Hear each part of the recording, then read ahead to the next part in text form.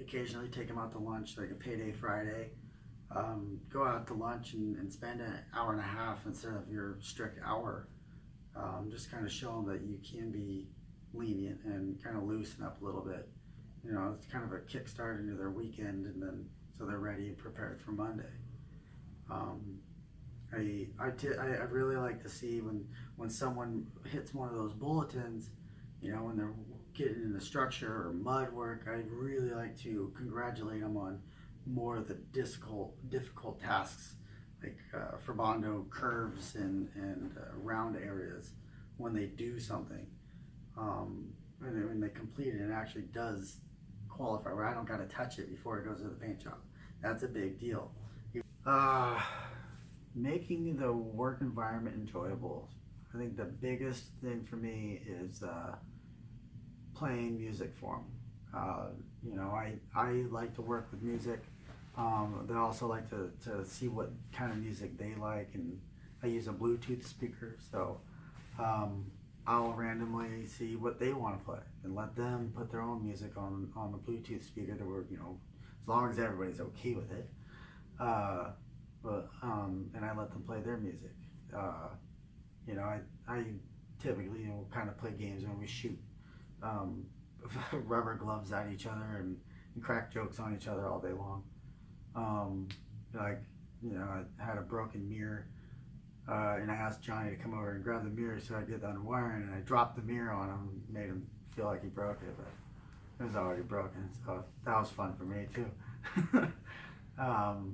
But I just kind of be serious without being so serious, because I think that's the biggest thing, is that they want to come into work and not have to come into work. So I try to kind of be goofy and play around all day long, as well as be as professional and serious. I try to be the boss I didn't have, and what pissed me off from my old bosses is that they're always barking down, yelling at me for stuff I didn't do right, never, acknowledging the things that I did right, or how hard I'm actually working, or what I'm doing, because and that's, I do let these guys know how hard they're working, and how much I appreciate how hard they're working when they're working multiple 10-hour days and staying late. And when, with 5 o'clock hits, typically we go home at that time, but if we could be another hour and a half and get tomorrow morning set up to where we can get more done or more accomplished, I show them, that I really do appreciate how hard they're working. And it goes, and that also makes them look at you as a person instead of a boss, and you get a little more respect out of them that way.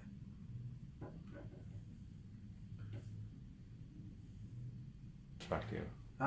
Trust is the number one with me.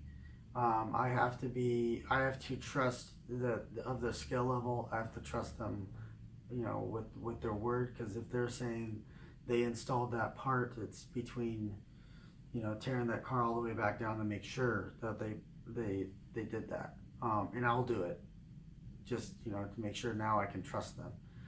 Trust is the biggest, and to not always challenge their trust, but to at least have challenged their trust before, so they know that you're not scared to tear a car back down to make sure that bolt's in there. They said it's there. They could have tucked it in their toolbox or threw it in the garbage can. You don't know. But to tear down a car and explain to them, I just have to make sure this is my job, that these parts are here, so I have to take this bumper back off to make sure it's there. And if it's there, that just earned you one. Now you trust them that much more. It also gives you the opportunity to leave them alone and let them do start to finish jobs, or you can go on vacation and they can still be doing work for you, which is extremely beneficial. Trust is the number one. It's the biggest thing you need between you and your apprentice. And what about the other way, having them trust you?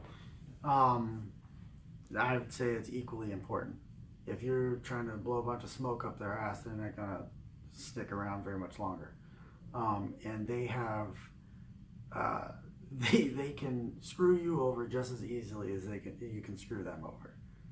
The apprentice has got some power on you. They touch just about as many cars as you touch. So I think, if you're going to say something, to be 100% honest and truthful all the time, especially when you get upset. You can apologize for getting upset. You can explain why you got upset. You can, I typically try to be as open and as positive with them as you would a significant other. You spend more time with these people than you do with them. So trust is the biggest, both ways.